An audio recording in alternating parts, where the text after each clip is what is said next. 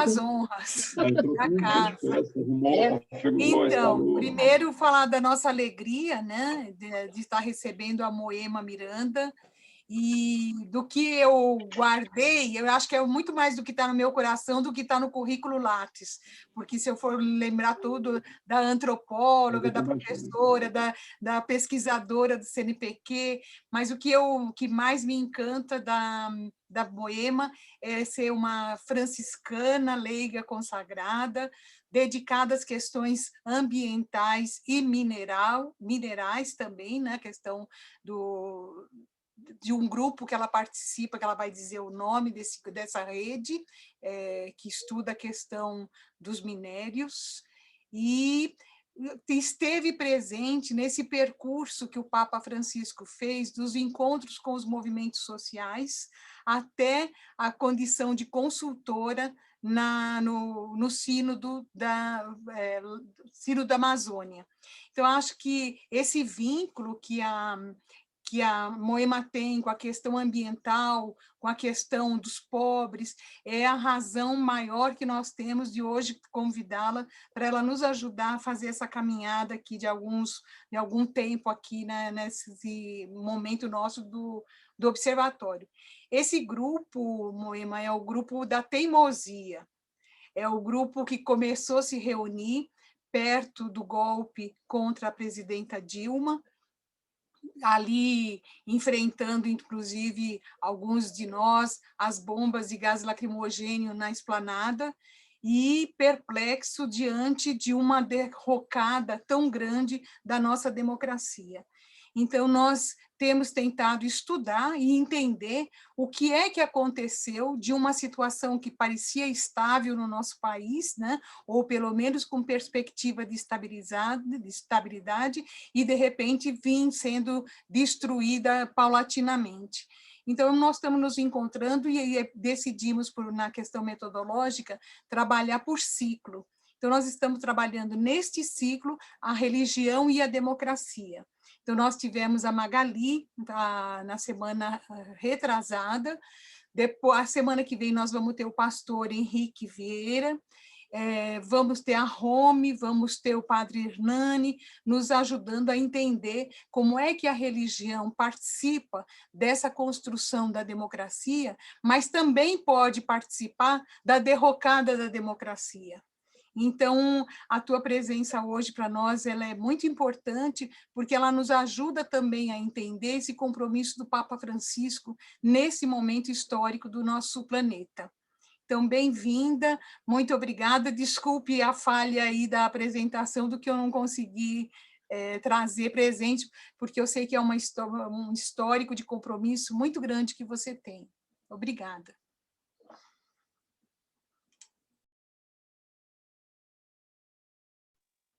Eu agradeço demais o convite, para mim é uma honra estar com vocês, pessoas que eu admiro, que eu não conheço pessoalmente, conheço da longa estrada, da caminhada para construir um país justo, um país inclusivo, um país, um mundo que caibam muitos mundos, né? Um país que seja, de fato, acolhedor para todas as nações que somos nós.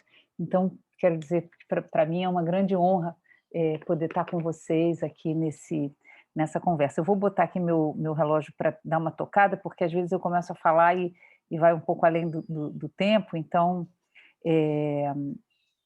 uns 25 minutos, né, que você falou. Então, com 20 aqui, ele vai me ajudar. Eu lhe aviso aos 20 também. Ah, então beleza. Eu faço, além de tudo, eu faço o papel do chato também aqui da reunião. Gente, olha o tempo, olha o tempo. Lembrando também, depois que as intervenções também, eu aviso o pessoal quando chegar, são 3 minutos, mas quando chega 2 minutinhos, eu aviso também. Tá, beleza. Bom, então, a Sueli tinha me pedido para focar um pouco na Fratelli Tutti, no âmbito mais amplo desse movimento do Papa Francisco, de construir uma nova relação da Igreja Católica, eu acho, nesse momento particular do mundo, com os movimentos sociais e com os que lutam por justiça, por igualdade, por democracia. Acho que a primeira coisa a dizer é que o Papa Francisco talvez seja entre os grandes líderes mundiais hoje, um dos que tem uma consciência mais clara dos imensos riscos que nós vivemos. E ele construiu o que para nós é inédito do ponto de vista da Igreja Católica, ele foi capaz de construir o que a gente chama uma visão sistêmica, uma visão que integra coisas que na nossa história, inclusive na nossa história de movimentos sociais, às vezes a gente apartou. Durante muito tempo, vocês sabem, nós todos que lutamos por justiça social no Brasil, a gente muitas vezes achava que a questão ambiental era uma coisa do andar de cima, da galera que já tinha resolvido as questões emergenciais de enfrentamento da pobreza e podia se preocupar com a questão ambiental. Essas separações foram parte da nossa história também. O Papa Francisco compreende que, nesse novo tempo do mundo, elas são absolutamente conectadas. E aí a ideia de que nós vivemos um novo tempo do mundo, um tempo radicalmente novo e distinto dos tempos que a gente viveu antes. Os cientistas, os geólogos chamam antropoceno a esse período em que a humanidade passou a ser um fator geofísico de instabilidade do planeta. Isso rompe com 12 mil anos de história da humanidade, mas com 2.000 anos de história do cristianismo, em que a gente ajudou e foi parte da construção de uma leitura de mundo em que o mundo era como se fosse uma espécie de grande cenário, em que o grande drama desenvolvido, a história, era a história humana. O mundo era algo criado e depois, enfim, com diferentes leituras e diferentes hermenêuticas do Apocalipse e do Messianismo, mas, de todo jeito, o mundo quase como uma matéria inerte, como um mundo que é cenário para a gente atuar. Não é à toa que o Papa Francisco vai se inspirar na espiritualidade franciscana, que foi, de uma certa forma, a gente diz borderline, né? Teve ali entre a heresia e a aceitação durante muito tempo. Tem um texto histórico de um reverendo Leon White, que escreveu em 1966, nos Estados Unidos, em que ele fala da raiz humana, da raiz cristã da crise ecológica, em que ele, pela primeira vez, sugere São Francisco de Assis como patrono da ecologia. Ele diz, olha, o grande milagre de São Francisco foi não ter ido para a fogueira. E, de fato, essa outra visão, né, do mundo como um mundo que revela a presença de Deus e que é espaço para uma fraternidade universal, de fato, e sempre ocupou um lugar subordinado na nossa compreensão. Quando chega na modernidade, isso tudo faz um clique, clique, clique com o capitalismo, e aí esse mundo à nossa disposição passa a ser absolutamente funcional para uma lógica de acumulação de poucos. Então, claro que quando a gente chega na modernidade, se a gente pensa século XVII, século XVIII, século XVI, a partir dali, a conexão, né, da revolução científica, da reforma e da descoberta do mundo novo, um novo espaço a partir de onde é possível, através de um processo de coisificação do mundo, expropriar para gerar uma acumulação primitiva na Europa, fundamentalmente baseada na coisificação do trabalho humano dos indígenas e dos negros, esse processo é a base de construção de uma lógica econômica que é uma lógica do ilimitado, uma lógica de que o planeta vai estar sempre disponível para nós, desde que a gente esteja como devemos ser os senhores da história. Então, esse processo de reconstrução e revisão do que está acontecendo, que tem a ver com a grande crise socioambiental que a gente está passando, é como se a crise socioambiental desse uma chacoalhada no que foram um conjunto de certezas milenares em relação às quais a gente construiu a nossa história. O Papa Francisco é esse Papa que vem do fim do mundo, como ele mesmo disse, esse Papa apocalíptico no sentido mais profundo, esse Papa que ajuda a revelar, que ajuda a desvelar, que ajuda a evidenciar os nexos que estão ocultados das relações de expropriação, das relações de dominação. e a vinculação intrínseca, a conexão indispensável entre aumento da desigualdade e um uso da natureza como se tivesse a nosso dispor, né? Essa conexão que um filósofo chamado Bruno Latour evidencia que, a partir de 1989, quando a gente não tem mais nenhum outro sistema disputando, então o capitalismo passa a ser o grande sistema organizador do mundo, chega a uma situação nos anos 90 e no começo dos anos 2000, em que, de fato, diz o Bruno Latour, as grandes elites já sabem hoje que o seu modo de vida é incompatível com o planeta e compreenderam que aquela mensagem que eles diziam, vamos fazer o bolo crescer, o Papa Francisco, na Fratelli Tutti, chama a ideia mágica do gotejamento. Vamos fazer o bolo crescer e depois vão caindo gotinhas e todo mundo vai poder estar inserido no mercado, consumindo com tranquilidade, cada um vai poder ter seu carrinho, seu ar refrigeradozinho, fazer sua viagenzinha a Miami. Chegam à conclusão de que isso é insustentável no planeta Terra. Se coloca para nós, então, novas questões muito profundas, inclusive questões soteriológicas, né? De novo tipo. Será possível salvarmos as almas se destruirmos o planeta? A Igreja está responsável por salvar as almas?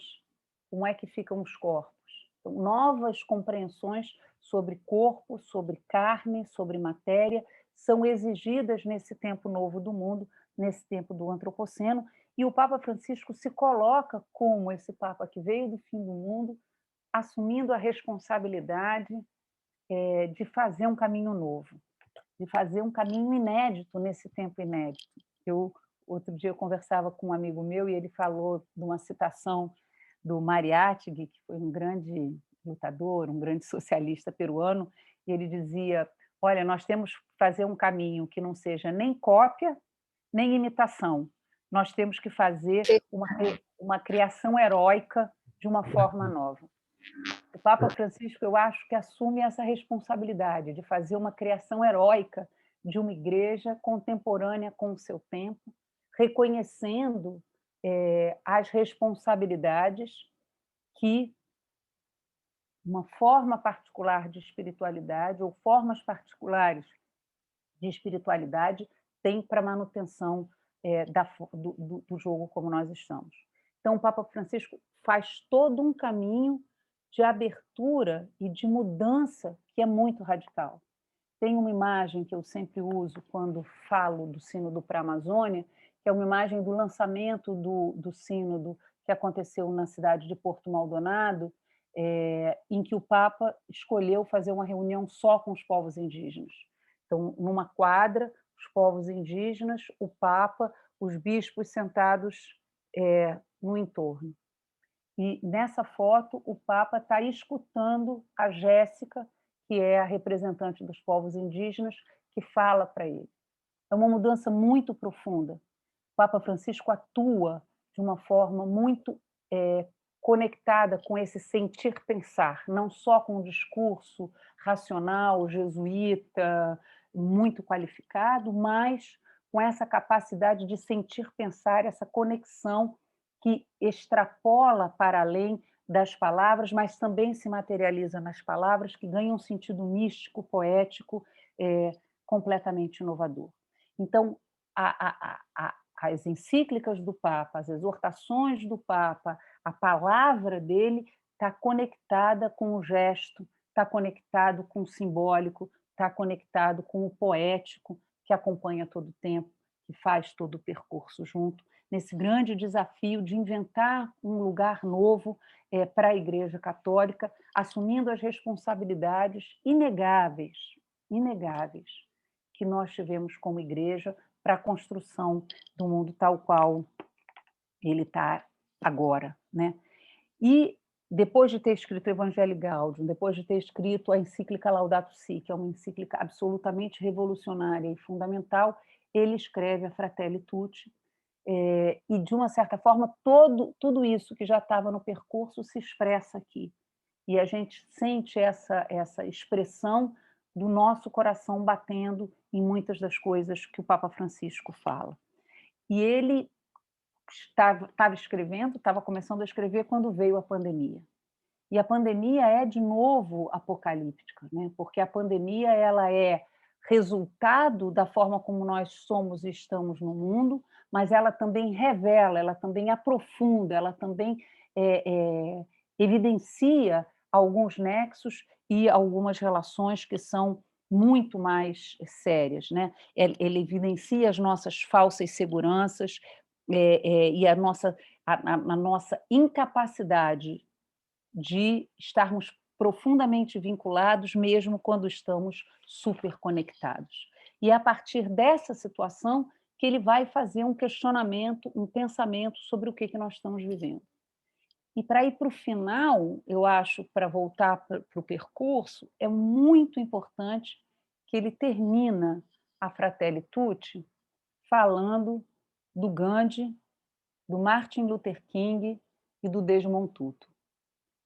É muito importante nesse momento, porque ele está recuperando a história, reconstruindo categorias novas, ampliando o espectro do sentido do católico como universal, ressignificando, portanto, cada uma desses princípios e desses valores, e, ao mesmo tempo, olhando o mundo e reconhecendo que nós estamos instrumentalizados pela economia global.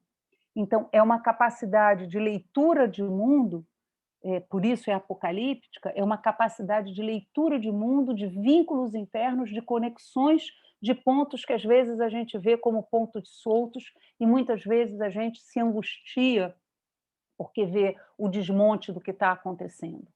Então, essa instrumentalização por uma economia global, os vínculos internos que ele vai fazendo na encíclica Laudato Si, na encíclica Fratelli Tutti, são fundamentais. E aí, de novo, eu remeto ao Bruno Latour, ele publicou há pouco tempo um livro aqui no Brasil, que é Onde Aterrissar, em que ele fala exatamente isso. A partir de 1989, quando cai o Muro de Berlim, quando a gente passa a ter uma lógica neoliberal que toma conta do mundo, a gente tem a conexão intrínseca entre três fenômenos, entre o aumento da desigualdade, um novo regime climático que faz com que a Terra seja uma terra desconhecida para nós, que vai ter atuações que a gente não consegue mais compreender, e o desmonte das estruturas democráticas de gestão, seja a nível nacional, seja a nível internacional. Esses três elementos eles estão conectados e ele diz por que eles se conectam. Ele diz porque a elite entendeu que não tem mundo para todo mundo e optou, diante dessa lógica, de dizer não cabe todo mundo na forma de consumo e por gotejamento eu não vou conseguir garantir todo mundo indo para Miami, então eu escolho criar barreira, criar muro e dizer deixa essa parte do mundo fora do mundo. Então vejam que é uma situação absolutamente inédita para muitos da minha geração que eu estou vendo aqui. Nós que falávamos do exército industrial de reserva, isso é um tempo totalmente passado, porque agora é uma quantidade imensa de pessoas que o capitalismo nem ao menos quer explorar. Nem ao menos quer explorar. E essa é uma situação inédita, uma situação absolutamente inédita. O Ayrton Krenak, há pouco tempo, em uma entrevista que ele deu, ele disse que o capitalismo precisa matar pelo menos 1/3 da humanidade. Portanto, o que a Fratelli Tutti vai demonstrando são esses vínculos, essas conexões, e o Papa Francisco fala, nós vivemos o fim de uma consciência histórica compartilhada. É como justamente se nós não estivéssemos mais com um mundo comum que nós compartilhamos. E aí ele diz, é fundamental para que essa lógica de sermos instrumentalizados pela economia global, que nós nos sintamos cada vez mais sozinhos do que nunca, e que nós nos sintamos desenraizados e desconfiados. Quantas disputas entre nós temos vivido? vocês que foram lutadores e lutadoras de toda a vida, vocês que construíram pastorais sociais, comunidades eclesiais de base, movimentos sociais, partidos, como a gente está internalizando a desconfiança e o desenraizamento como uma lógica para a atuação de todos nós. E acho que aí, de uma certa forma, é onde a gente perde a batalha cultural, e o Papa Francisco diz: a luta de todos contra todos, ou salve-se quem puder, se transforma e se legitima. Se legitima. Galera, se não tem mundo para todo mundo, se não cabe todo mundo no mundo, se a gente tem que botar o cotovelo para empurrar quem vem atrás de nós, para que eles caiam do barco antes de mim, essa lógica está legitimada.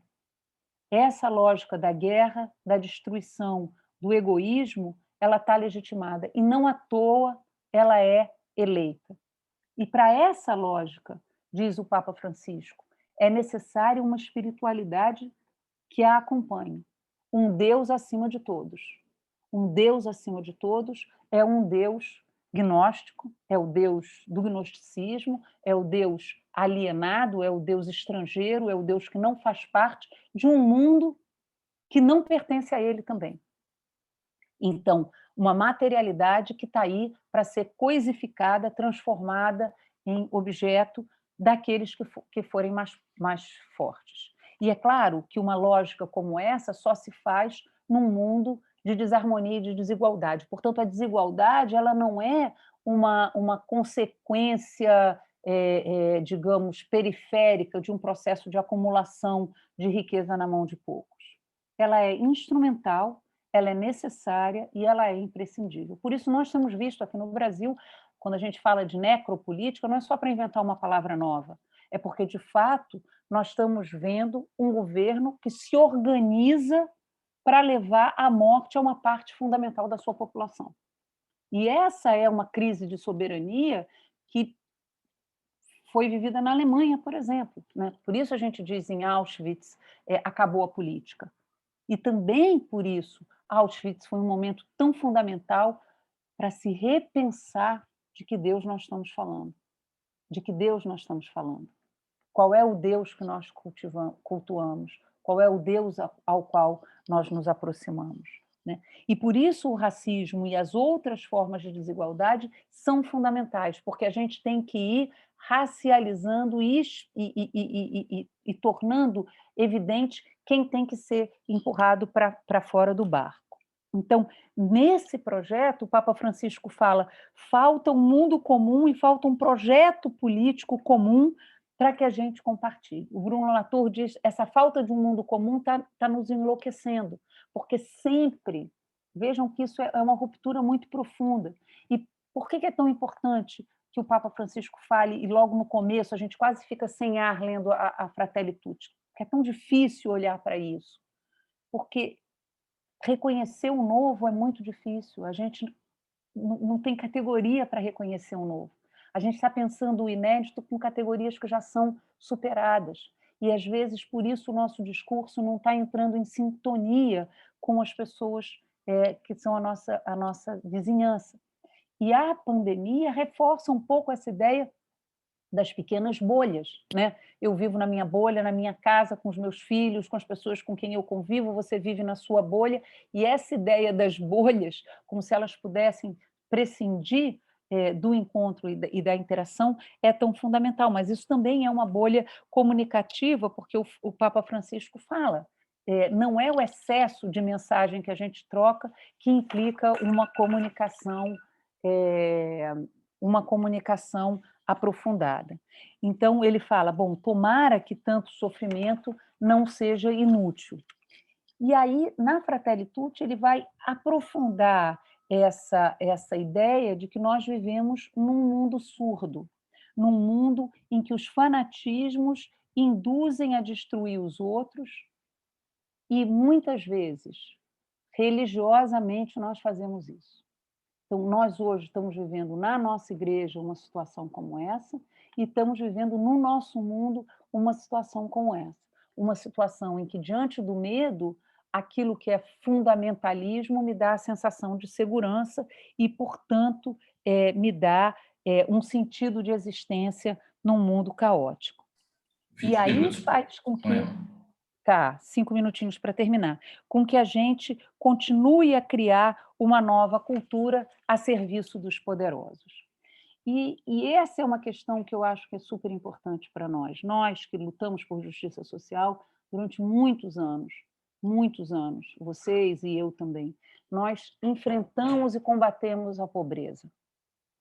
Nós nos ocupamos muito pouco de denunciar e impedir a riqueza nas proporções absurdas. Alguns de nós fizemos isso, mas foram poucos, não foi uma causa essencial nossa, nem a reforma agrária, nem as outras formas de distribuição, de taxação de grandes fortunas, de limitação do módulo da propriedade. O Papa Francisco vai dizer que o direito à propriedade, que é secundário, passa a ter um valor principal. E os ricos, então, passam a ser, nesse mundo sem referência, o padrão ao qual todos nós queremos seguir. Então, nesse mundo com sombras densas, diz o Papa Francisco, nós temos que ter esperanças ousadas. Nós temos que ter esperanças ousadas. E temos que saber que, muitas vezes, o que nós já tínhamos como referência não nos serve mais. E, nessa perspectiva, é que a fé é um caminho de encontro e de novas leituras de mundo. E é mais importante do que nunca fazer o discernimento dessas relações. Não à toa ele usa a parábola do samaritano como essa referência que nos ajuda a ir encontrando a espiritualidade, a fé que nos aproxima. E o grande desafio que ele deixa para nós, né, num mundo em que o perigo é não amar, é como é que nós nos convertemos em construtores de vínculos e construtores de solidariedade. É muito bonito que ele reforce a ideia da solidariedade como sólido. A solidariedade é essa solidez que nos humaniza, que nos transforma em humanos na medida em que nós pertencemos. Claro que essa é uma antropologia e uma compreensão de humano. E essa é a grande batalha, de uma certa forma espiritual, mística, religiosa, e também a grande batalha como humanidade nós travamos hoje. A batalha de que somos humanos porque somos todos, e porque somos todos somos diversos, ou existem humanos que são mais dignos de existir do que outros, humanos que devem estar a serviço e disponíveis para a vida dos outros. E aí ele vai avançar em todos esses sentidos. Eu quero só terminar com uma reflexão super importante que ele faz sobre a ideia do povo e dos novos populismos, de como a gente cria identidade que resgate a nossa história com a perspectiva de um futuro inédito. Como é que a gente faz isso em relações de política, que não são relações só para nós, criando e sendo nós mesmos artesãos de processos de paz. Artesãos de processo de paz, e por isso ele começou com Desmond Tutu e com Martin Luther King, pessoas profundamente comprometidas com a transformação do mundo. Como é que nós fazemos a paz como um encontro com a justiça? E, através da ação não violenta, tornamos capazes de transformar o mundo. Então, esse é um desafio que nós hoje... Pode falar, diga.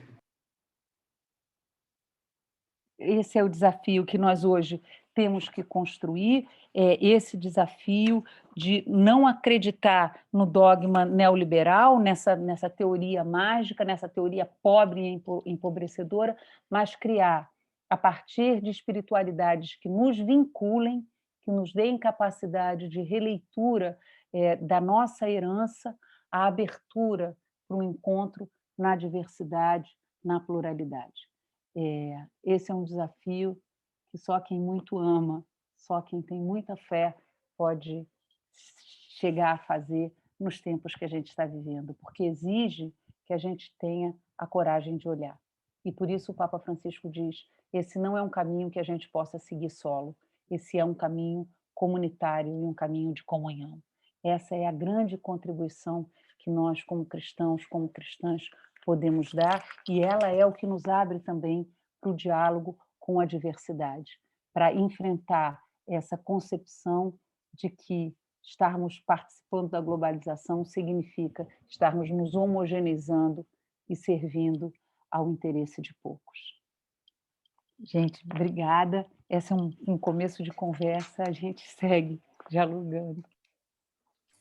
Maravilhoso, Moema.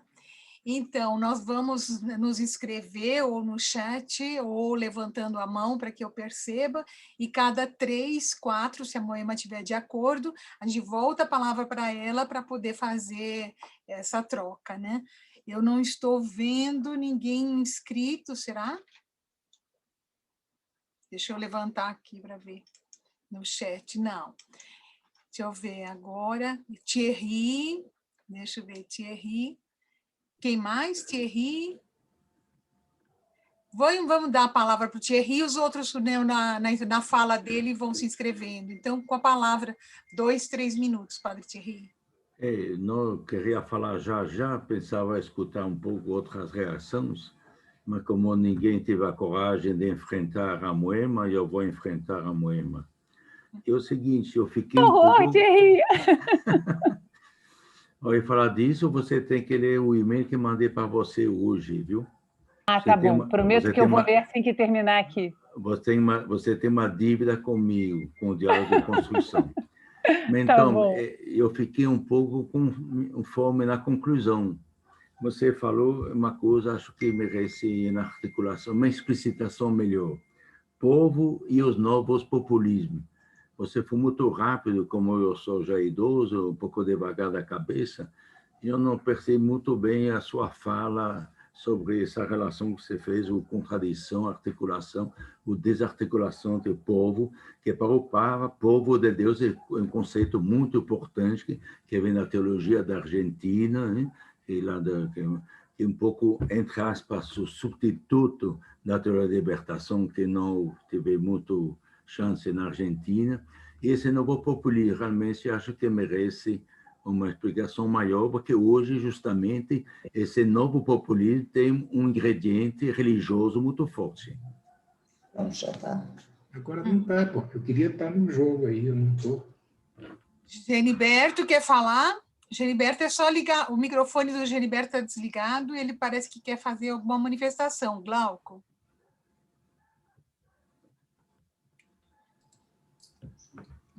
Pronto, Geniberto, está com a palavra. Não. Boa noite, Geniberto. Boa noite. Eu falo daqui a mais um pouco, eu ainda vou ouvir mais. Então obrigado. Fecha o microfone. Vou ativar aqui um, tá? Senão nós vamos ouvir você conversando com a sua filha. Vamos lá, quem mais? Padre Hernani, com a palavra.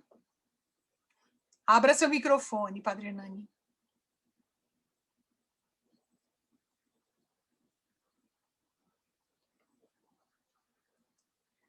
Glauco, você pode ajudar? Pronto, abri. O Moema, eu fiquei pensando em toda a sua exposição que cresce muito a reação ao pensamento do Papa. Eu acho que essa visão aí, de fato, é muito interpeladora. Eu tenho a impressão que o fundamentalismo está crescendo cada vez mais e se localiza muito também contra as posições do Papa. Como é que você vê essas reações e esse integrismo que cresce muito também na Igreja? Deixa eu ver se tem um terceiro inscrito. Não tem... Então, Glauco, com a palavra. Eu não consigo levantar a mão porque eu sou anfitrião. Vou ter que levantar aqui. Então, vá.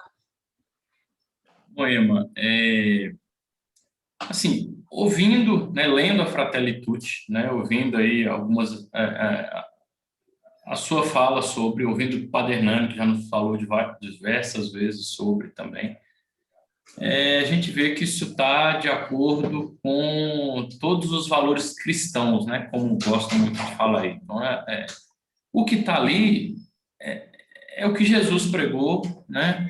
E o Papa está indo nessa linha. Só que a gente vê tanta gente confrontando, inclusive dentro da própria igreja confrontando, ou dentro das outras religiões confrontando isso, falando que esse caminho é errado, que isso está errado. Até que ponto essa mesma elite que você citou, que descobriu que hoje não tem espaço para todos, então vamos eliminar os mais pobres, ela está por trás dessa influência nas igrejas, vamos colocar nas igrejas como um todo, né, para ter esse fundamentalismo que pega uma fratelli tutti e destrói, na realidade. Tem mais alguém nessa rodada ou a gente passa a palavra para a Moema? Se não tem, eu me inscrevo. Moema, algo que a gente até passou aqui no grupo como sugestão para fazer essa rodada de conversa foi essa conexão do Papa Francisco com os movimentos sociais. Parece que não é um processo, parece que ele chega na Fratelli Tutti após uma série de caminhos que ele fez, né? Passando pela Bolívia, passando no encontro de Roma com os movimentos sociais. Qual é essa originalidade, né? Como é esse nível do diálogo?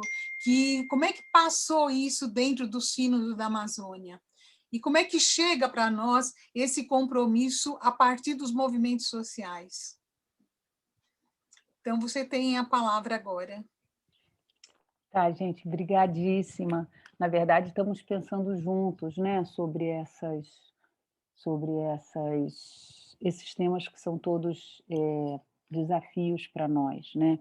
Então, eu vou tentar ir assim com um pouco mais de calma, porque o tempo foi espremendo e a Fratelli Tutti é tão inspiradora, tão animadora, que a gente, às vezes, vai passando muito rápido. Vou começar pela pergunta do Thierry, porque eu acho que ela ajuda a ir esclarecendo as outras, né? A gente tem... O Papa Francisco fala aqui na encíclica que a gente vive hoje um momento em que a história está tendo um retrocesso para o qual a gente não estava preparado, né? A gente se constituiu, é parte da lógica da modernidade, uma ideia de desenvolvimento e progresso, como se fosse uma linha, uma coisa linear. Isso também foi adotado de uma certa forma na perspectiva de esquerda, e claro que isso está inspirado, né, numa lógica cristã da história linear, no caminho da salvação, né? Quando isso foi secularizado, adotou diferentes formatos na política, né? E nós vivemos hoje e voltamos a ter manifestações que nós pensávamos que já estavam superadas, que nós pensávamos que já não estariam mais entre nós, né? Uma volta da capacidade da extrema-direita de se constituir, e vejam, isso é absolutamente inédito, no Brasil e em muitos outros lugares, é a primeira vez que a extrema-direita ganha uma base popular. Mesmo quando nós tivemos a ditadura militar, nós não tínhamos uma base popular para a ação dos militares. Nós tínhamos uma base de classe média que sustentava e uma base popular que ficava mais ou menos, e não à toa a nossa construção da recuperação do caminho democrático foi um caminho, um processo de caminhar junto ao povo. Foi a opção preferencial pelos pobres que nos levou e que foi a base da atuação da Igreja, foi base fundamental para a emergência de todos os movimentos sociais que se conformaram no Brasil e na América Latina no período de democratização. A nossa história, portanto, foi uma história de partir das necessidades dos povos e de conviver com os pobres e de construir junto com eles um percurso que era também, vocês todos sabem disso, um percurso com Paulo Freire, que era um percurso de descolonização do dominador que nos habita. O processo de libertação era um processo de libertação também dessa introjeção do opressor que cada um de nós faz e que as populações pobres também sempre fizeram. Esse processo que é inseparável da dominação pela violência, da dominação pelo convencimento. O pão e circo que se refazem de tantas maneiras. Esse processo de construção, vejam que isso é uma questão muito delicada, e eu quero ser bem delicada nessa construção para a gente se entender.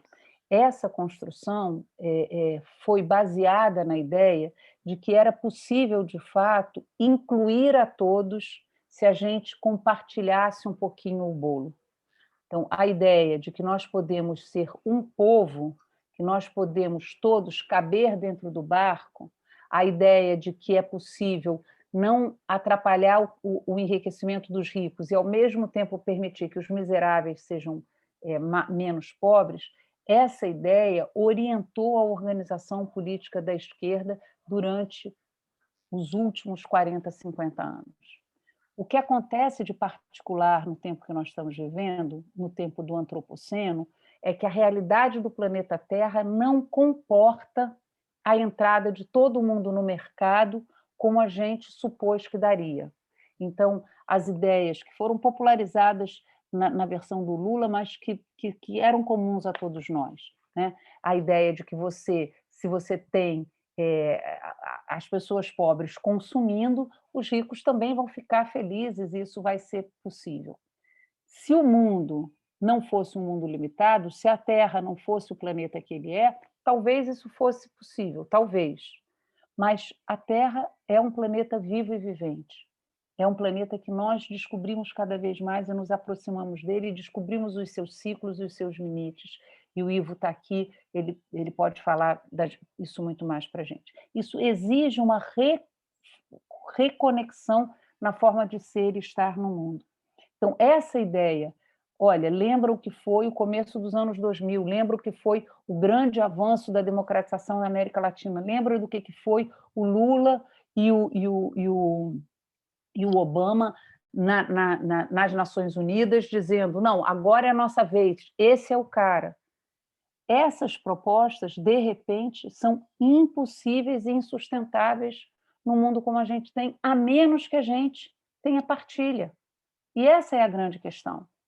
Agora, para ter partilha, a gente precisa de ter força política para garantir isso. Nesse processo, de fato, os mentirosos foram aqueles que levaram a ideia de que caberia todo mundo no barco, que daria para todas as empregadas domésticas irem passar férias em Miami. De repente, não dá mais. De repente, não dá mais. E essa mudança fez com que, de fato, uma parte imensa das populações estivesse cada vez mais desprovidas de espaços de organização da política, inclusive de espaços de relação e de participação espiritual e religiosa.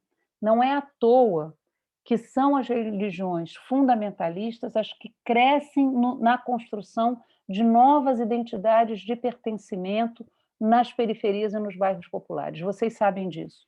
Em qualquer biboca que a gente vá, em qualquer área de favela que a gente vá, em qualquer meio do mato da Amazônia que a gente vai, tem uma nova igreja pentecostal que dá respostas ao sentido de pertencimento num mundo que está todo cambiando, num mundo que está todo mudando e que a gente não sabe o que vai fazer. Então, a sensação, o fundamentalismo, nesse momento, te dá uma sensação de segurança que a abertura que o cristianismo propõe a vamos construir uma sociedade inclusiva com um formato que a gente não sabe qual é, não dá. Então, nesse sentido, é que os populismos, os que criam identidade por adesão e por mimetismo, eles têm muito mais força do que esse princípio, Thierry, como a gente está dizendo, e como o Papa Francisco diz na encíclica Laudato Si, esse princípio que é a um tempo místico e político, de um povo de Deus, de povo que tem em cada ser humano uma dignidade intransponível, uma dignidade inviolável, pelo simples fato de ser criatura de Deus. E essa construção de um povo que, portanto, supõe um reconhecimento da nossa memória, supõe, como diziam na África do Sul, verdade e reconciliação para a construção de um mundo de justiça. Ora, gente, isso hoje é muito mais trabalhoso. Por isso o Papa Francisco fala, nós precisamos ser artesãos de um projeto de paz que não está dado ainda.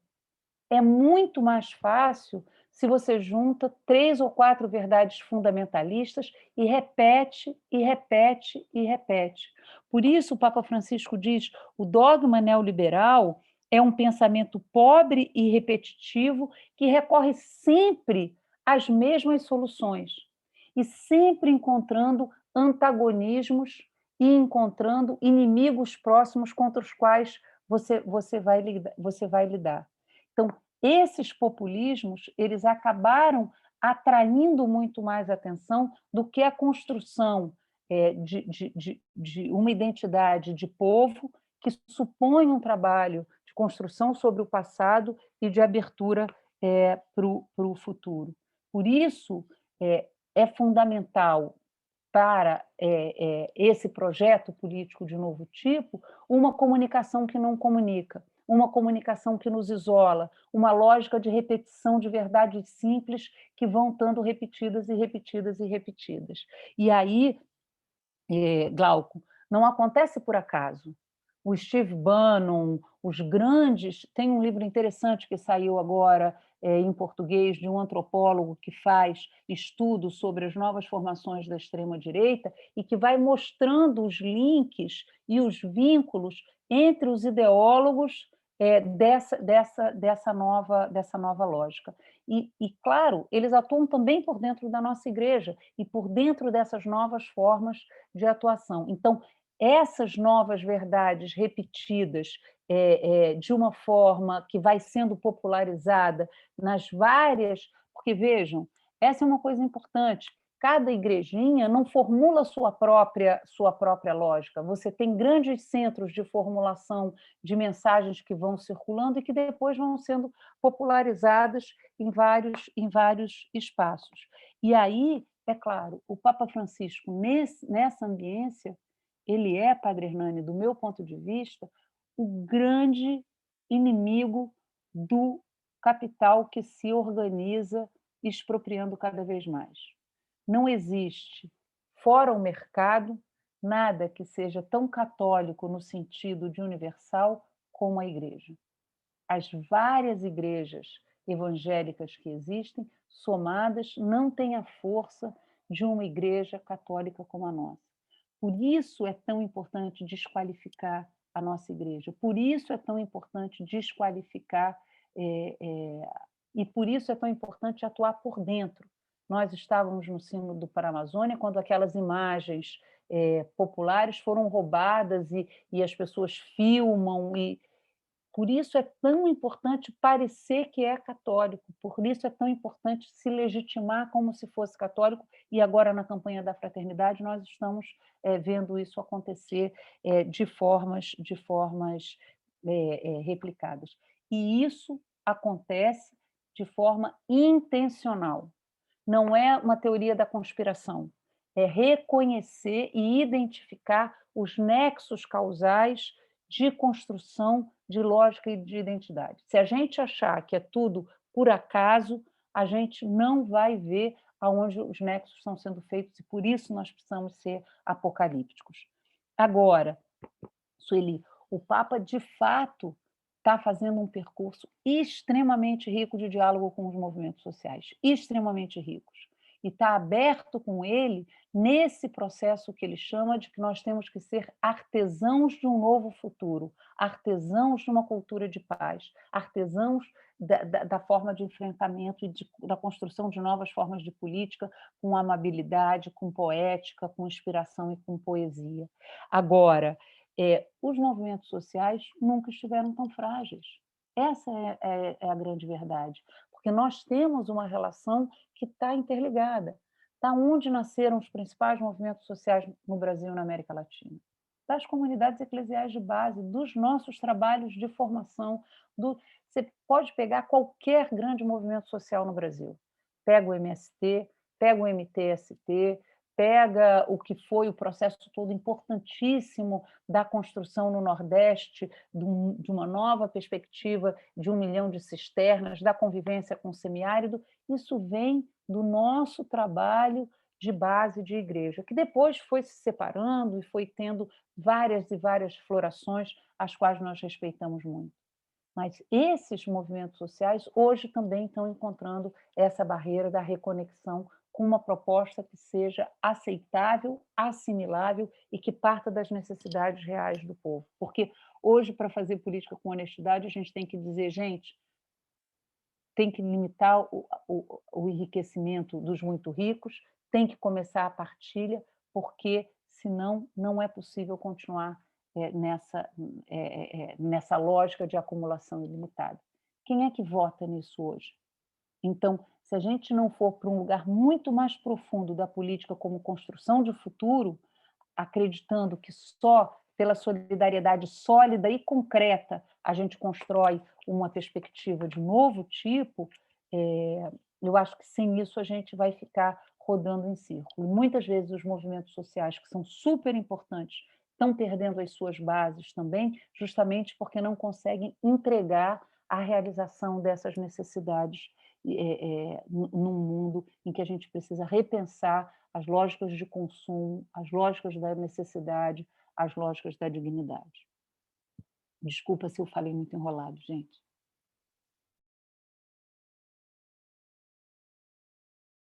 Vamos a uma segunda rodada?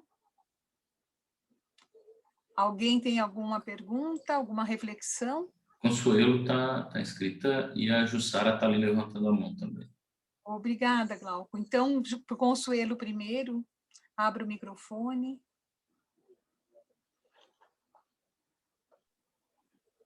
Olha, o neoliberalismo é essencialmente excludente pela sua própria natureza.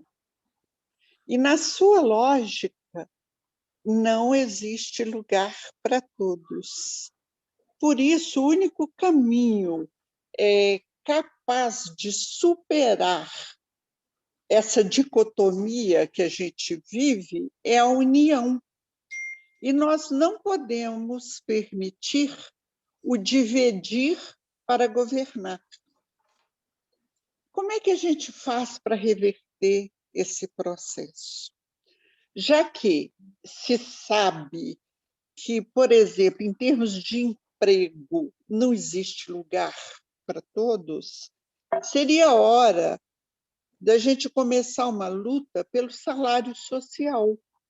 Aqueles que não conseguem um emprego, eles têm que ter o mínimo necessário à sua sobrevivência e de suas famílias para que eles não escapem para a criminalidade.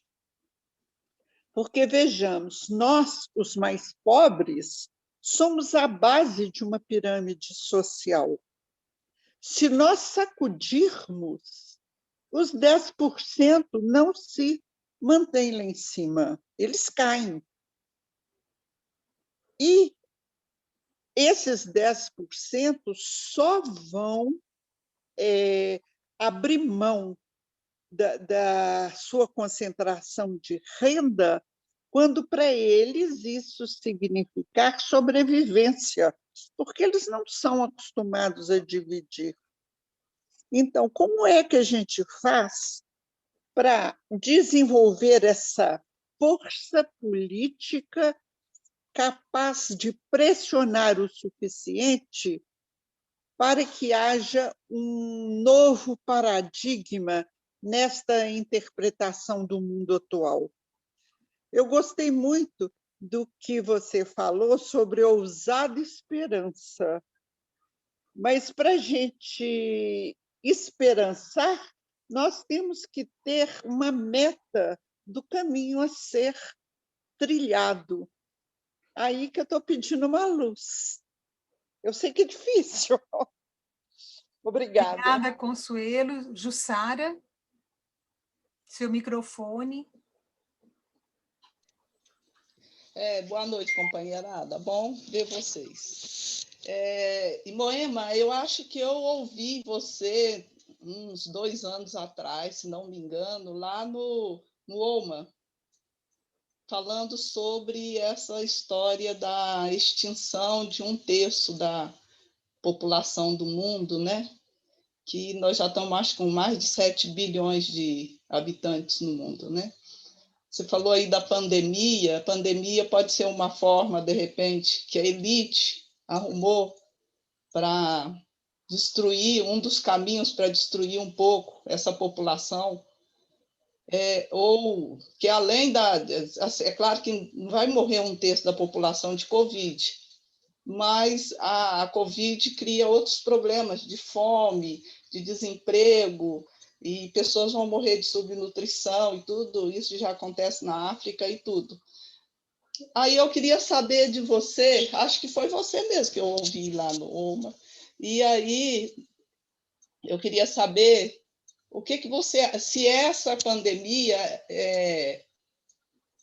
foi uma forma que eles arrumaram para começar a fazer essa extinção da população. Me desculpa se eu estou fazendo vocês ouvirem 2 vezes, mas aqui em casa está uma confusão a internet. Nós estamos com 2 redes, 2 prestadoras, está uma bagunça, meu coisa que caiu, eu tive que dar um socorro para minha mãe, então eu perdi partes da explicação. Então, mas aí eu gostaria de saber se existem outras formas dessa elite que comanda mundialmente de extinção da população, se você já identificou algumas outras formas. A outra pergunta que eu gostaria de te fazer eu acho que a Igreja Católica ela tem um papel social muito importante, e agora com o Papa Francisco, mais importante ainda. Mas eu sinto na Igreja Católica uma certa elitização também, e um afastamento muito da... Não sei se as dificuldades de formar novos padres, religiosas, né? As mulheres e homens que ficam à frente da igreja, e que são poucos para interiorizar a Igreja Católica. E a Igreja Católica ela oferece uma coisa, assim, uma forma mais consciente, mesmo a conservadora, às vezes, de encarar a vida e tudo, coisa que as igrejas neopentecostais ou os neoprotestantes, como eles se identificam, não fazem. E, assim, a gente vê num momento em que pessoas que uma certa informação dizer que não vai vacinar, porque a vacina vem com o número da besta e tudo. Então, o que você acha disso? Se realmente eu estou fazendo a interpretação errada dessa elitização da Igreja Católica, por isso um pouco a perda dessa liderança que ainda é muito forte na Igreja Católica, ela ainda é uma liderança religiosa no mundo, pelo menos eu vejo assim, né? Não sei se estou interpretando errado, mas ou se existe realmente ainda uma força muito grande no interior do país, né, da Igreja Católica. Eu gostaria de ouvir um pouco sobre isso. Obrigada, Ju, e tenha socorro. Boa noite. Bom, na verdade, as questões que foram colocadas são também as minhas, principalmente a da Consuelo, pedindo luz.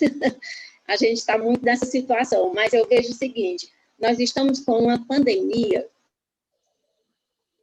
que, além das perdas, além das mortes que nós tivemos, nós temos perdas que estão vivas, nós estamos perdendo a esperança, a saúde, o convívio nós perdemos e de forma muito tímida nós estamos retomando. Tímida como? Nós somos uma geração, que eu vou dizer que nós somos da geração analfabete, porque muitos de nós não temos um hábito de lidar com os recursos tecnológicos. Então, eu penso que precisa existir movimentos por categorias até. Por exemplo, os bancários, a categoria da qual eu faço parte, além de professora, os bancários estão no movimento grevista, conseguiram algumas questões, teve alguns avanços, como outros sindicatos também conseguiram, por exemplo, de não baixar agora o salário dos servidores, mas, assim, a forma de reunir, a forma de tornar essas assembleias mais movimentadas está sendo difícil. Aí eles estão movimentando agora com os aposentados, através do sindicato dos bancários, com sorteios, para ver se consegue reunir e ver se consegue mobilizar novamente, e onde a questão política é muito forte. E aí eu penso, os professores também, que eu faço parte, nós estamos fazendo uma formação sobre a campanha da fraternidade e como colocar para os alunos que estão assistindo, que estão em atividades online, como colocar essa campanha na rua com eles. Na rua, que eu digo, dentro das nossas salas de informática. E aí, na igreja, o que está acontecendo? Tem alguma formação? Eu ainda não tomei conhecimento, mas eu acredito até que tenha. Se não tiver, vamos buscar. Porque a gente precisa. Os políticos, quando se pronunciam nas lives que estão fazendo, são cheios de questionamento e perguntando por que ainda estamos vivendo assim. Ou seja, enquanto uma luz não aparece, uma luz mais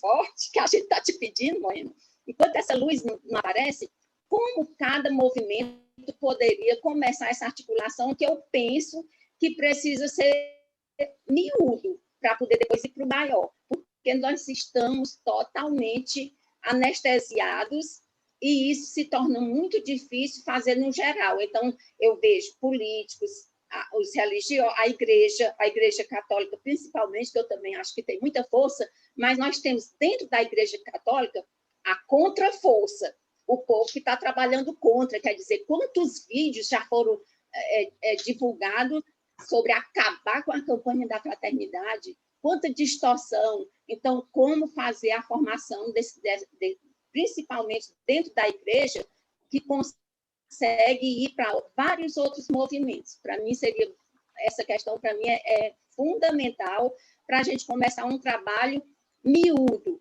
porque o graúdo a gente fica pedindo luz, mas o miúdo a gente consegue fazer. A gente consegue se mobilizar, a gente consegue mobilizar outras pessoas e a gente precisa sair dessa anestesia. Obrigada. Obrigada, Socorro. Eu tive a impressão que o Luiz Gonzaga levantou a mão, foi? Então, ligue aí, abra seu microfone, Luiz, porque só tem ele inscrito no Moema, então a gente faz 4 pessoas, pode ser? Pois não. Eu quero agradecer de público, né, a oportunidade de participar desse grupo. Vou ser muito breve na minha apresentação. Ao meu amigo Moura, né, ao médico importante, doutor Geniberto, cuidador da gente, a Sueli, há quanto tempo, né, Sueli? Então, e ao Moura. Eu peço desculpas, assim, por ser a minha primeira participação, dizer que eu venho lá do sertão nordestino, nasci em Monteiro, na Paraíba, mas a minha luta no movimento sindical ela foi forjada no Pajeú, em Pernambuco, juntamente com a FETAP, nos canaviais, e eu fazia parte em Pernambuco de um grupo chamado Educatec, que envolvia vários movimentos sociais, que o da CPT, com o Padre Tiago, Marluce, a FETAP e assim por diante, né? Até vir para a CONTAG em 94, quando o Urbano era presidente, né? Que para mim continuou sendo uma honra muito grande. Bem, eu vou apenas se eu me fiz entender, eu prestei muita atenção no que foi e como precisa ser na brilhante apresentação da professora Moema, e ficou muito claro quando ela falou que existe uma estratégia no contexto internacional, sobretudo a partir de 89, né? E, sobretudo, a partir daquele momento é que, se já havia uma exclusão social, acho que exponencialmente isso tem sido muito mais forte ainda, né? E aí fica uma pergunta, professora: diante dessa situação, a senhora entende que há pelo menos uma igualdade na disputa? Eu já sei, imagino, pelo menos imagino, não sei como a senhora vai se manifestar, que há um desequilíbrio muito grande, onde, inclusive, a Oxfam, recentemente, como ela faz anualmente, tem publicado os relatórios, mas o sentimento que fica é de que a gente está perdendo essa disputa, né? Me parece que é uma coisa me parece não, é uma coisa muito bem orquestrada.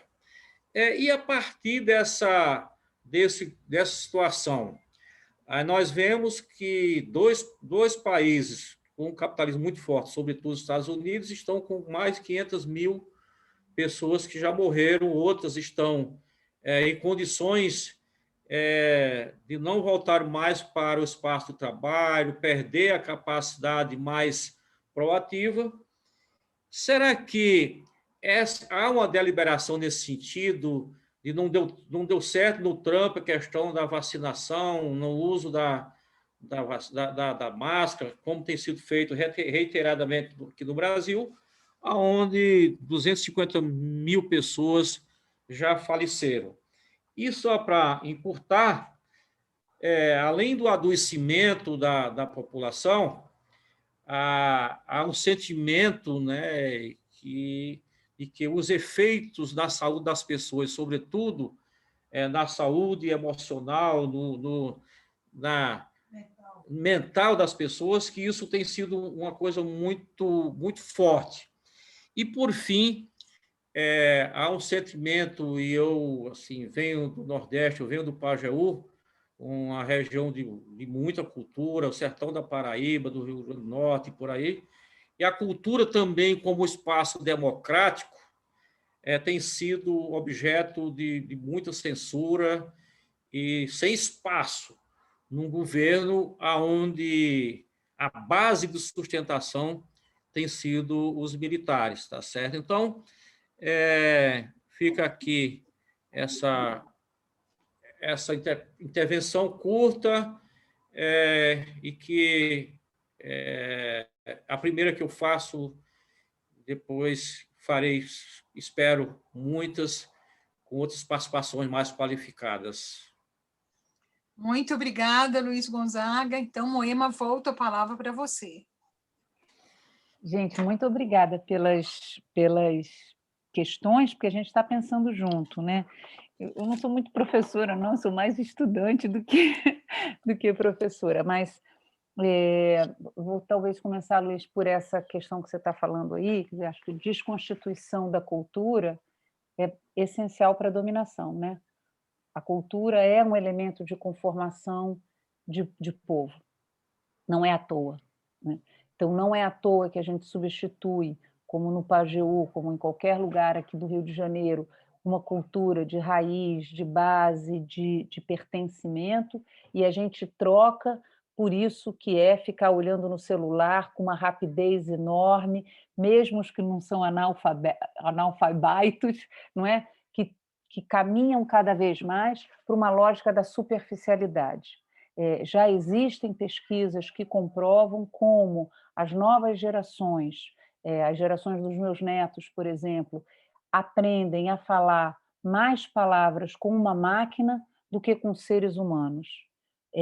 As crianças dos nossos tempos aprendem a falar com a máquina, com a televisão.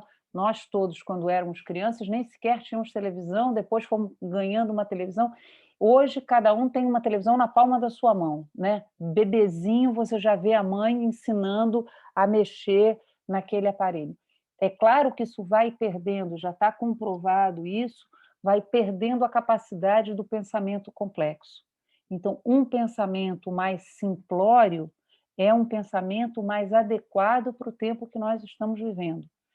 Uma educação que tira a nossa capacidade de leitura crítica e nos deixa desprovidos disso e nos leva para leituras superficiais, é evidente que isso fortalece. Já existem estudos mostrando como essa geração que aprende a falar com as máquinas mais do que com os seres humanos, como diminui a capacidade de percepção e de complexidade. Essa coisa é muito engraçada, eu tinha lido esse texto quando escutei meu neto falando, e meu neto estava com um sotaque paulista, e eu disse, menino, de onde esse menino está tirando esse sotaque paulista? A gente mora no Rio, a mãe é carioca, o pai é carioca.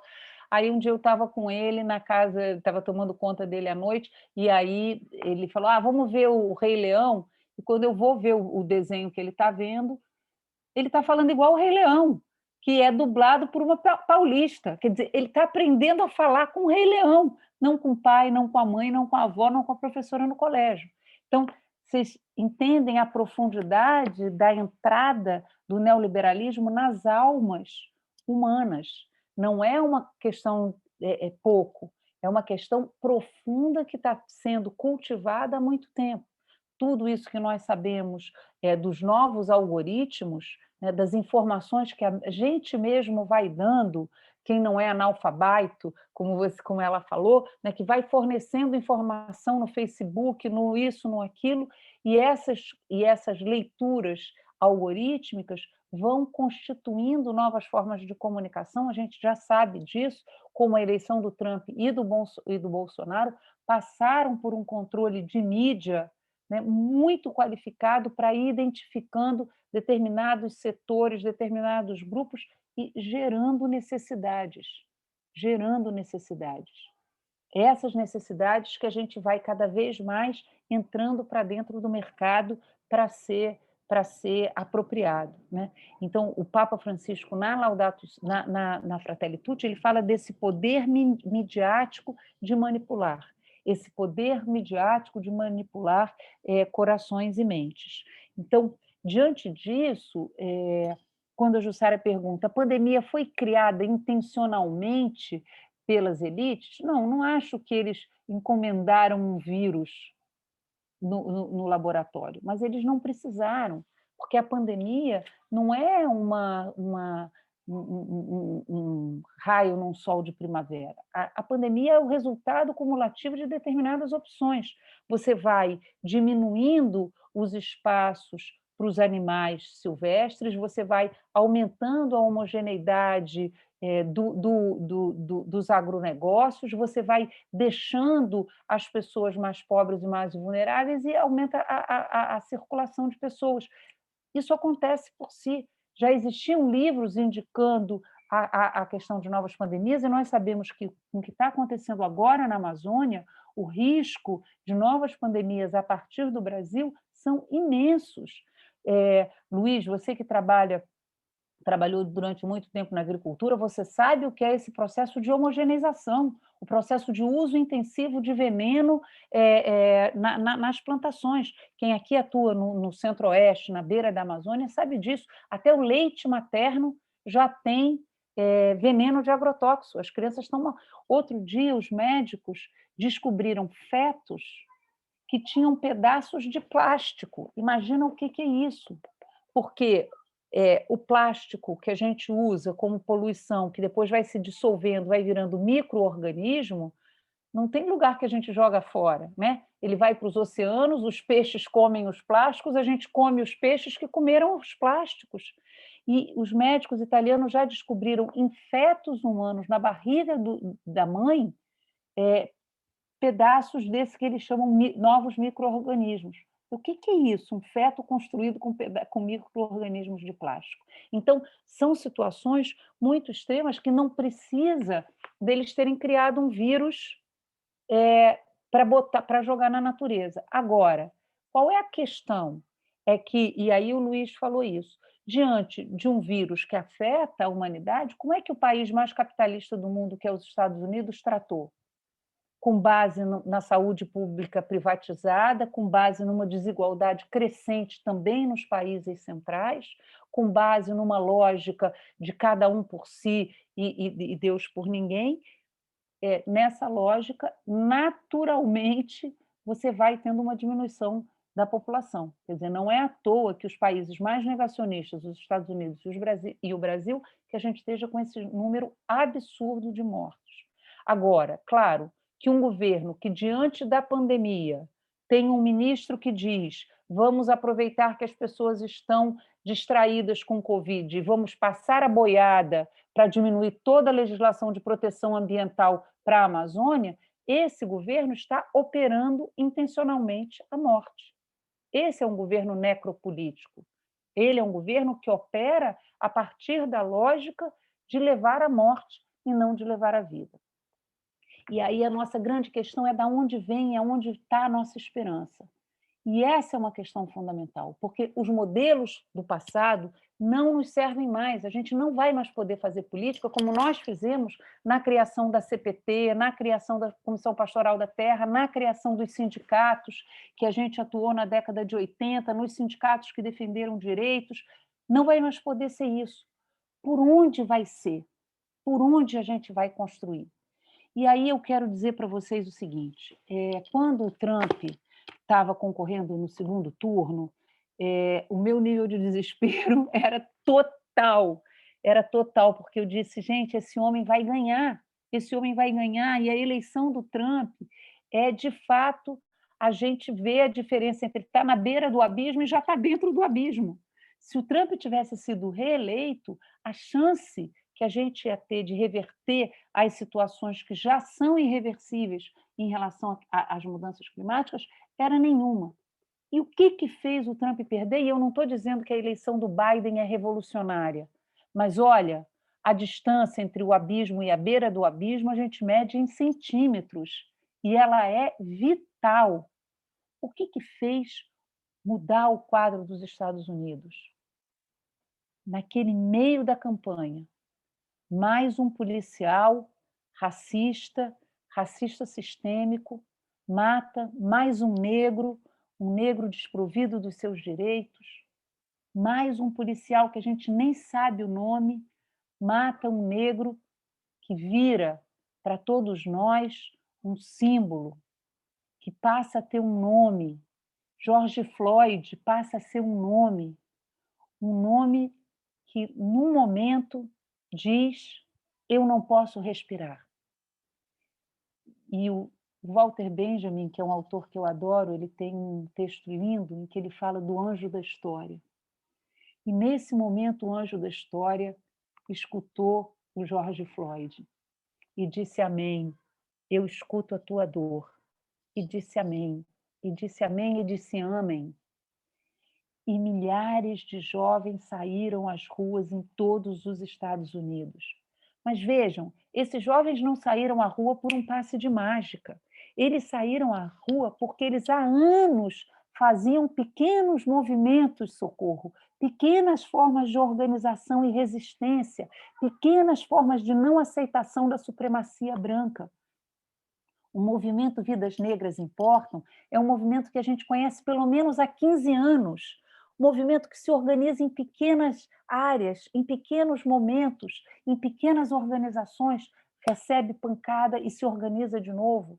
Um movimento que herdou do Martin Luther King, que o Papa Francisco reconhece na encíclica Fratelli Tutti, toda uma lógica de ação não violenta.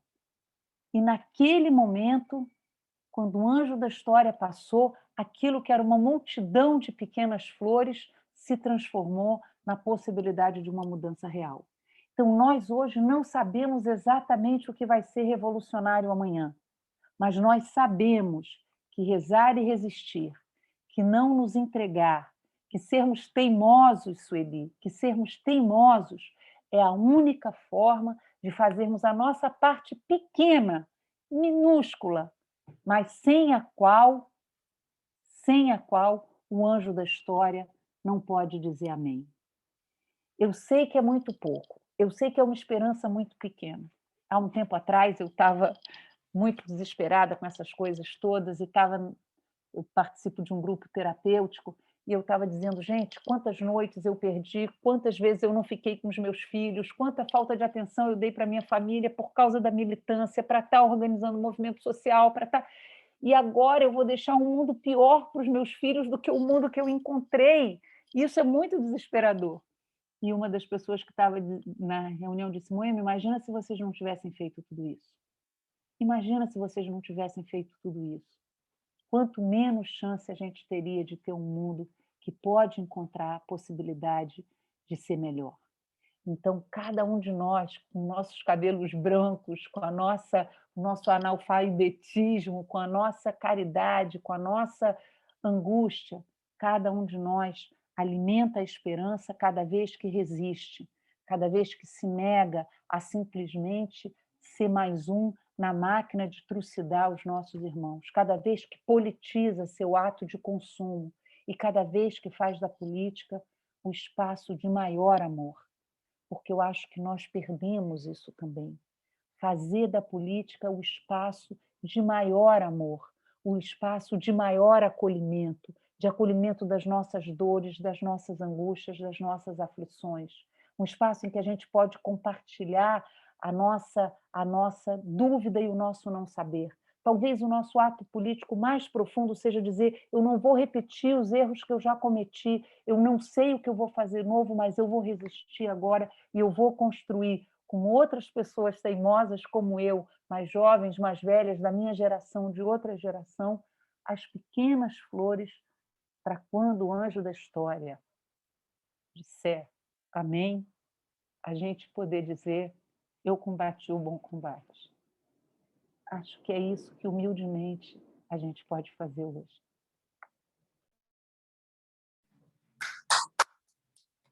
Maravilhoso, Moema, maravilhoso. Não sei se mais alguém deseja fazer alguma fala, aí nós vamos encerrando, vou passar a palavra final para a Moema fazer a sua despedida, só não quero tolher a palavra de alguém que deseja ainda falar. Eu gostaria de agradecer muito aí as palavras da Moema e essa parte final dela muito tocante, Moema. E eu queria fazer uma proposta aqui de encaminhamento que não sei se a Moema permitiria, mas fazer alguns recortes da sua fala aqui para que a gente pudesse colocar isso em alguns grupos, né, da qual nós pertencemos, a Comissão Brasileira de Justiça e Paz e outros grupos que cada um participa, para poder colocar algumas mensagens que você deu aqui nessa noite, que eu acho que vão tocar muito fundo, né, na visão de cada um de nós e vai ser um estímulo muito importante. Eu queria saber se você permitiria isso. Puxa, com muita honra. Maravilhosa proposta, João. Muito bom. Então, vamos lá, vamos fazer esse exercício que o João nos propõe, desta fala, desta noite, das falas, das intervenções, o que a gente marca na nossa alma, no nosso compromisso, no desejo de realizar.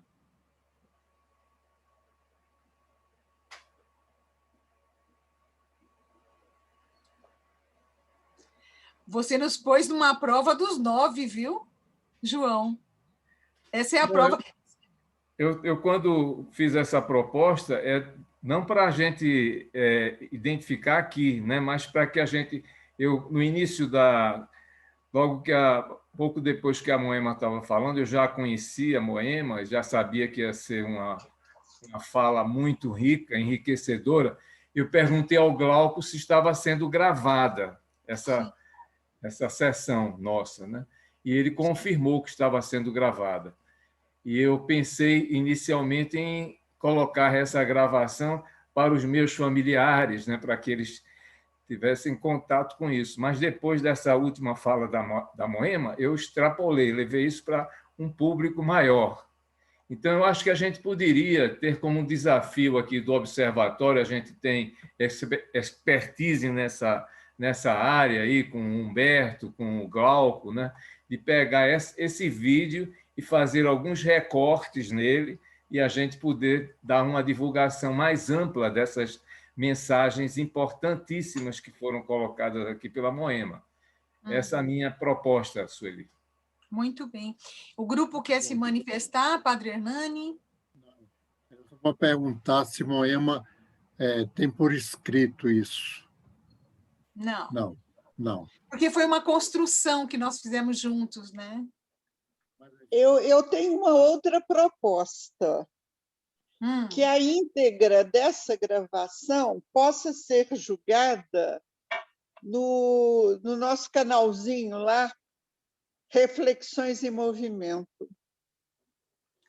Não descarta, né? Eu acho que elas podem ser complementares. A proposta que o João traz, amplia, né? Traz para outros grupos e você traz para a reflexão, que acho que também é pertinente.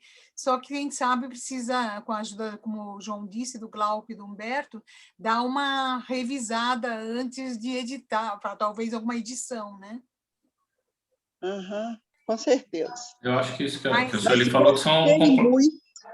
Glauco? E gostaria muito de agradecer a Moema, porque foi uma palestra maravilhosa que vai nos fazer refletir muito e a gente vai pensar o que é que daqui para frente a gente pode fazer melhor. Muito obrigada. Muito bom. Glauco? Na verdade, era isso mesmo, é só esclarecer que são complementares, né? No canal a gente vai pôr integralmente, mas pode colocar integralmente, mas tirar esses recortes eu acho importantíssimo, né? Porque a gente faz chegar com maior facilidade a pessoas que às vezes precisam de ouvir, de ter essa luz que ela deu para a gente também, que para mim foi maravilhoso, fantástico, assim, realmente... emocionante, inclusive. Foi mesmo. Muito obrigado. Então, Moema, assim, acho que diante das manifestações de carinho e gratidão que a gente já te traz, agradecer muito, saber que você tem essa disponibilidade, essa disposição sempre que a gente te chama. O Padre Thierry já disse que tem uma dívida, você também tem uma dívida comigo na CRB, e o grupo do Observatório acabou passando na frente, mas muito obrigada, que você continue nos irradiando essa certeza que de pequenas coisas nós poderemos fazer uma coisa maior que se reverta a favor da humanidade, né? Então, muito obrigada a todos, muito obrigada a todas. Está encerrada, então, a nossa reunião de hoje. Boa noite a todos. Boa noite, beijo. obrigado, Moema. Muito obrigada, gente, a todos. muito obrigado. Obrigado. Uma honra estar com vocês. Um abraço, fiquem com Deus. Com Deus também, Moema. Muitíssimo obrigado, viu? Obrigado, boa noite para todo mundo. Obrigada. Boa noite. Todo mundo assim, meus 11. Boa noite a todos e a todas. Vamos, Padre. Obrigado, feliz missão de alma e vida. Algum aviso ainda, Sueli, Glauco e Consuelo? Está no mudo, Sueli. Saindo já. Nos encontramos terça-feira que vem. Boa noite. Boa noite. Boa noite, gente, mais uma vez. Luiz, seja bem-vindo. Obrigado por ter participado aí conosco, viu? Aline também, muito bem-vinda. Eu que agradeço, Glauco, muito. Muito obrigada. E amor aqui, e o meu padrinho aí do grupo, né? Grupo extraordinário. Boa noite, gente. Vou encerrar aqui, então. Valeu.